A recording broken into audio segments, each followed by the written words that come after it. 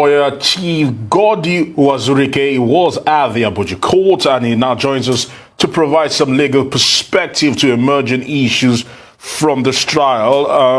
Chief, I want to say thank you for joining us here on Newsday. Thank you very much. Let's pick it up from your statement we just heard you say yesterday concerning the whereabouts and the proof of life of Nnamdi Kanu. Why is there fear that he might not even be alive from your own perspective? Well, I was in court yesterday. Yes. As the lawyer for Ohaneze. We so announced ourselves in court. We also said it clear. We read from the newspapers. We heard from the grapevine that he's back and that has been remanded in the custody of the prosecutors. And we said, fine, let us come and see what is happening. Even a madman has relations. And we are saying we want to see, we want to hear what he has done. We want to know how he was brought back. So as at this moment, there is this hide and seek game that is going on. The court said, bring him to court yesterday. And when the DSS said, well, it's a question of logistics. And I retorted, that means you don't have a vehicle to carry him. If you need a vehicle, let us know. So as I'm speaking with you, nobody knows his condition. Nobody knows where he is. And nobody can say with certainty that he's alive. As we say in the street, seeing is believing. In what condition is he? Was he tortured? Was he beaten up? In court, he had the freedom to speak. His lawyer is supposed to have access to him. But you had him, no access. For 10 days, he has been waiting. Usually, before a court hearing, a lawyer automatically sees his clients in the chambers, in prison, wherever the day before, so that they work out what will happen the next day. And I remember we were asking the court, please, send him to prison, let him stay there, instead of the custody of those who are prosecuting him.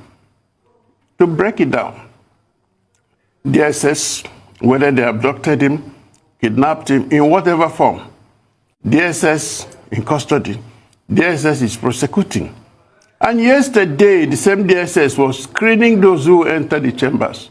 And if you remember, DSS means Department of State Security, Office of the President. The judiciary is supposed to be independent.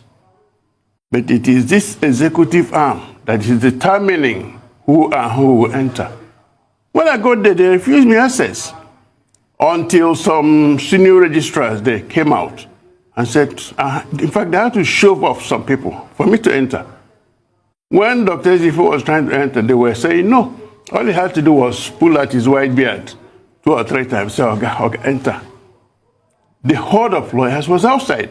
I protested to the court that the dignity of our profession means that when a lawyer wants to go to court, there will be no hindrance of access by those who are prosecuting. Okay, let me just come in at this point. Some of what you're saying, for people just listening, will sound very inconsistent with the spirit of separation of powers. DSS is holding, DSS is prosecuting, DSS is also policing the venue. Now, some might say, is that the fault of your profession? Because are you people not putting up enough of an objection? Why was the trial adjourned till October? That seems a long time for someone whom people are saying we're not sure in what condition he is.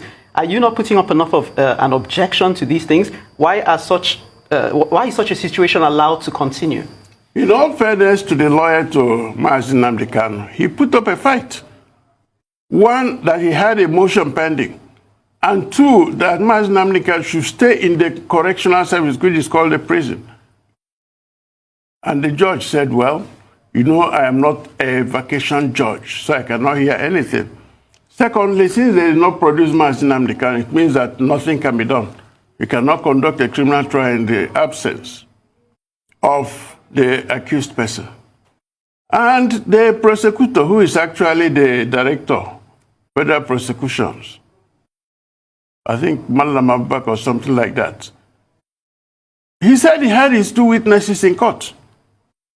He failed to bring in Mazi Nnamdi Kanu to court, but he also brought the witnesses. So again, let me just ask, because to people listening, this sounds absurd.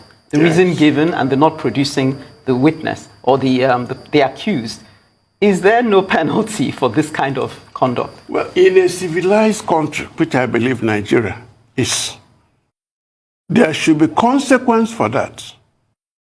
But the judge said, well, since this court is not a vacation court and there is no fear from the chief judge that there was nothing she could do. But she gave a strict warning that next time Mazi Nnamdi should be brought there, and secondly, that his lawyers must be given access. All right, sir. Yes. Let me quote a Latin maxim, Ode autorem patem. You know what this means. I know where I'm going to this. Are you afraid that Kanu might not get fair trial? Definitely we are afraid. And I'm not so sure the government of Nigeria understands the importance of what is going on. This is an international trial. The eyes of the world are on them.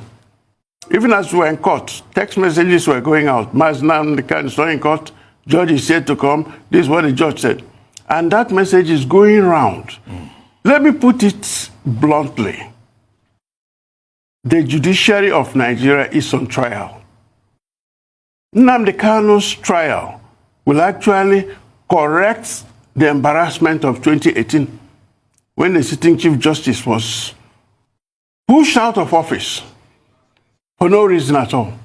And up till the Court of Appeal is yet to hear appeal on that, or even set it down. Right. So Nnamdi Kanu's trial is actually a chance for the judiciary of Nigeria to redeem itself. And it will redeem itself when it says this is an independent arm.